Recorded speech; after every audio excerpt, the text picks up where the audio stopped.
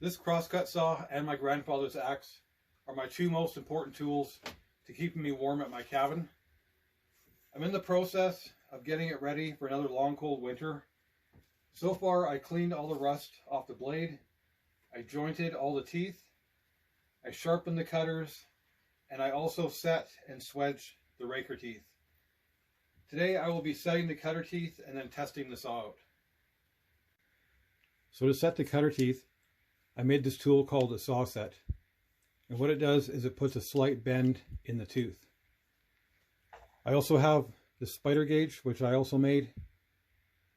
And it's just a quick way of checking the tooth to make sure it has the right amount of bend in it. So why do we need to bend the cutter teeth? Well, this example I have here is exaggerated for demonstration purposes. But you can see half the teeth are bent one way, half are bent the other way. This creates a wider path for the saw blade, otherwise it would bind on itself. And that path is called the kerf. So before I get to work, I just wanted to quickly explain the spider gauge. It has 4 legs, and this one leg here is 1/12 of an inch shorter than the rest. I simply just sanded it until it was a bit shorter, and that my 1/12 feeler gauge just slid underneath that leg to stop it from rocking.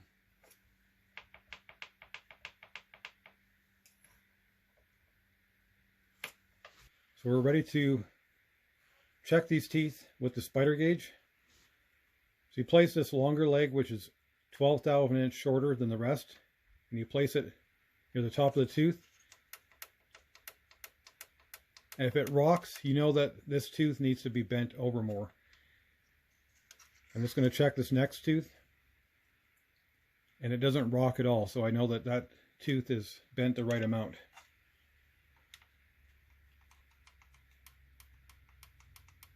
This one's got to come over. Pretty clever little tool, just a quick way of checking to see if your tooth is bent the right amount. Alright, so I went along with my spider gauge and I checked all the teeth, and I put a little check mark on the ones that were good, that I don't have to touch. And remember, we're only bending these teeth here with the bevel on that side. Every second tooth we're bending this way just a little bit. So this is my saw set tool. By adjusting this bolt, we'll adjust the amount of bend we're putting in the tooth. These teeth can break from doing this, so you have to be really gentle. So it just slides over. These pieces here brace the teeth. And you just put it on the tip, and you give it a slight squeeze.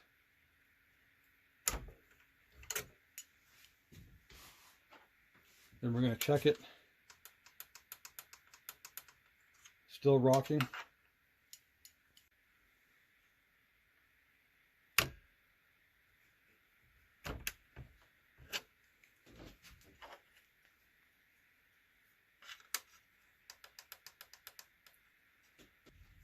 And you want to make sure that this leg is right at the very tip. If it's back down towards the bottom, you're not going to get an accurate reading. You can hear it still rocking. But when I slide it to the tip, it doesn't rock anymore. So that one tooth is done.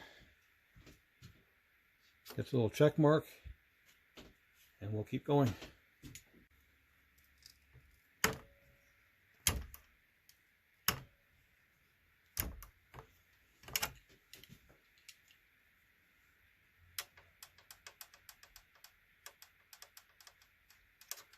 Still rocking just a little bit.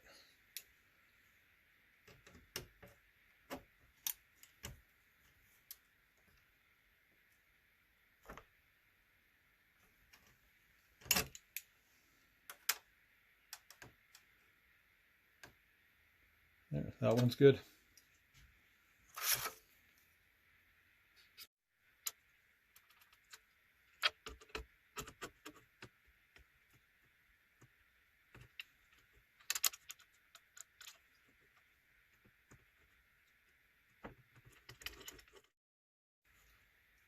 So I've set all these teeth here. all the way down, and now I have to hop on to the other side and start setting these ones.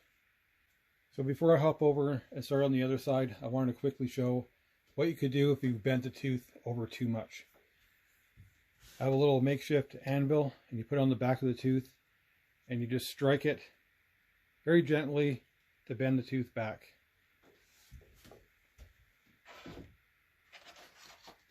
Luckily with my sawset tool, I can just flip it around and it'll bend the tooth back the other way.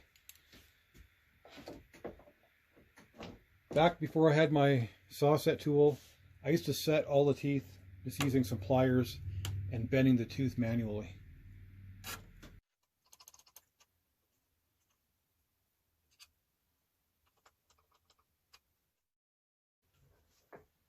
So I'm just working my way down the saw. This is another one of those steps where you just have to take your time. You want everything to be set equally.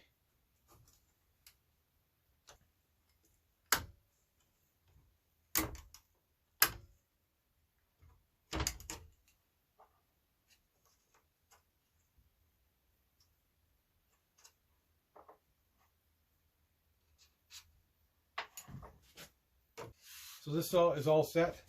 Now it's ready for a test.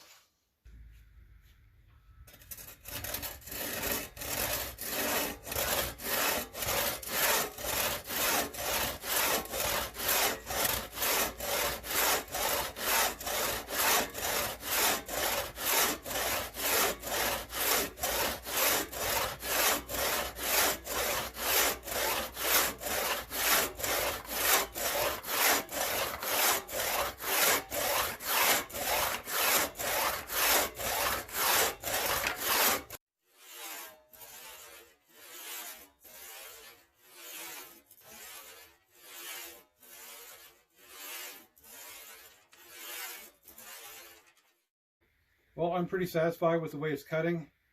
You know, it's not binding, it's not snagging, the shavings look fine. Just have to give it some lubricant and protect it so it doesn't rust. And I'm just working on the saw guard to make it a little bit better. But other than that, I think the saw is all ready for the cabin.